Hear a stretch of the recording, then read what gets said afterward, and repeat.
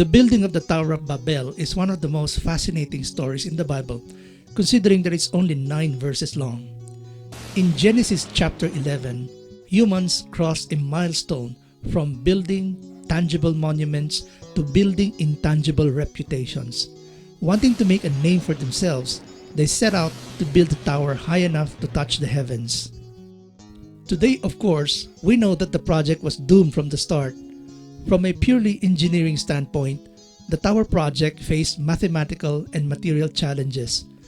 Knowing very little about structural reinforcement geometry, the only method ancient builders knew to achieve height is by piling up rocks as high as they can go. Not even wood or any other porous material could be used. These would simply shatter under the weight of material piled on top of them. Only rocks can hold under the pressure. Unfortunately, rocks are hard to come by in the desert, so they learned to make bricks instead. This meant the tower builders can only do no better than the Egyptians, who themselves figured out centuries later that you can only stack bricks as high as half the width of the base. That left them with not too many design options other than the pyramid. But the more interesting aspect of this story has nothing to do with engineering. Genesis chapter 11 tells of how God observed what was happening. He saw that the driving force behind the ambitious project was not really technological innovation. Ironically, it was unity and strong leadership focusing on the wrong objective. That objective was to build a monument to human achievement. It would be a useless infrastructure project, but very expensive. At the Tower of Babel, man inaugurated a new vanity concept that still drives many people to this day: the making and breaking of world records.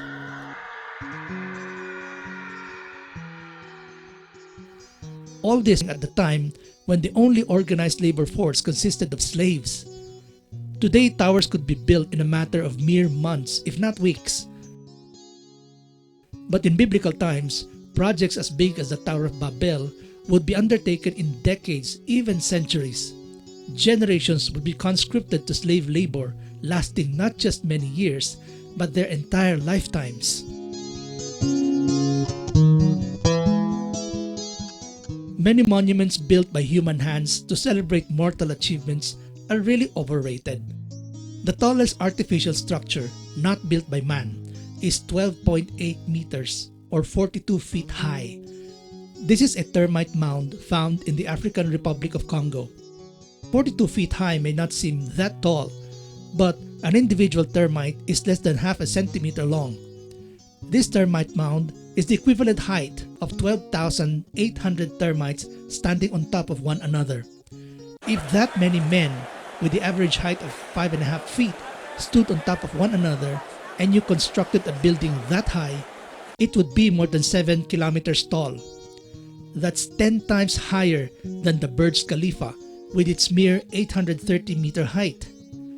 At 7 kilometers high, you would need bottled oxygen to breathe if you live in the top floor penthouse. It will also take you more than 6 hours to travel in the elevator from the ground to the 1,650th floor to your penthouse. But even these intrepid termites, also speaking with one language, a 100% efficient biochemical pheromone-based communication system, even they could not build any higher. In the end, even these prideless, efficient termites had to yield to gravity and the population curve. Too many of their workers were dying in the safest workplace on Earth. They may just be termites, but they have many other things to do too. They cannot be focused on termite public works alone, even though they were building a very utilitarian high-rise housing project that would benefit every termite. In contrast, the Tower of Babel had a more selfish and sinister objective: to mock the power of God. Man was challenging God to stop him. That challenge was quickly accepted, of course. The solution God came up with was to diversify their language. He caused each man to speak a language only he can understand, and that totally shut down all meaningful communication. Nobody could even get an answer to any question because nobody else would understand any question anybody asked. The Bible does not report extensively what happened after this confusion of languages. Apparently, humankind survived the catastrophe just like Noah and his ark during the Great Flood.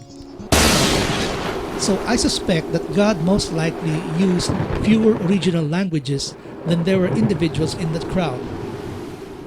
God probably gave several people a similar language. They just all happened to be commingled at that time. It would have taken some time for co-linguists to find the group they belonged to. Eventually, natural antagonism between competing language groups left them no choice but to disperse to the four corners of the earth, becoming the ancestors of the family of nations, each nation maintaining its unique God-given language and identity. This is not to say that man liked the arrangement at all. All throughout Old Testament history, the one directive of God that the Israelites violated the most was maintaining cultural purity. Even though God discouraged Israelite men from taking foreign women as their wives, they still did, and true enough, these men began worshipping their wives' pagan idols in no time. A moral lesson that is often missed from this amazing story is that unity is not always achieved through strength in numbers or the harnessing of any collective capability for a common goal. Being united is not necessarily being right. Every undertaking has a natural limitation that can never be breached no matter how much effort and determination you employ. Unity is achieved by appreciating the peculiarity of one's group and developing it independently of the peculiarity of other groups. Sadly, ever since the dispersion at the Tower of Babel, man has been trying hard to reintegrate all diverse groups into one monolith again, waging war after war, trying to erase national borders, or merging political systems, even merging economies. The world has practically just one currency now, although debates are raging whether that currency is the US dollar or the international Bitcoin. Mr. Speaker, It doesn't matter. The point is, given the irreconcilable differences among languages, the only one who can fuse back together all nations into one kingdom is the one king who broke it up on purpose in the first place. If there were to be an effort today to formulate a world government under a single leader who is not God, wouldn't that amount to a second attempt at the same objective of the builders of the Tower of Babel? It's tempting to think that God was being divisive. However, by imposing upon man the need to break up into smaller communities based on commonality of language and interests, God formulated the national institution, and within each nation, the idea of sectoral industries. In other words, we cannot all be tower builders. Some of us need to be farmers, fishermen, carpenters, teachers, and so on. You are trying to find a way to escape the claim of God on your life. Globally speaking, we cannot all be industrial nations, even though all nations have to industrialize, some to a higher degree more than others, of course. Some of us are meant to be agrarian societies, to produce food, to feed the people running the machines of heavy industry. The confusion of language at the Tower of Babel, besides being thoroughly humbling, was as much a punishment as a prescription for a more efficient social and economic order. street that runs right through the heart of the city. I suspect that when God confused the languages at the Tower of Babel, His intention was not so much to introduce language as a barrier between people.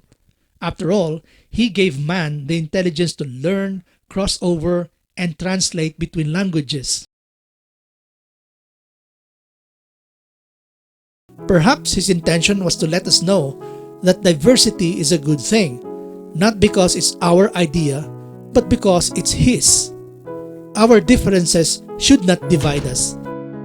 It should define us. The effort of society to become united is often pursued by ironing out differences. But some of those differences were invented by God.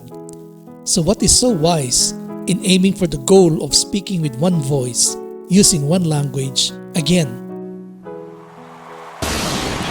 Just think about it. Isn't that a call to a reunion at the Tower of Babel?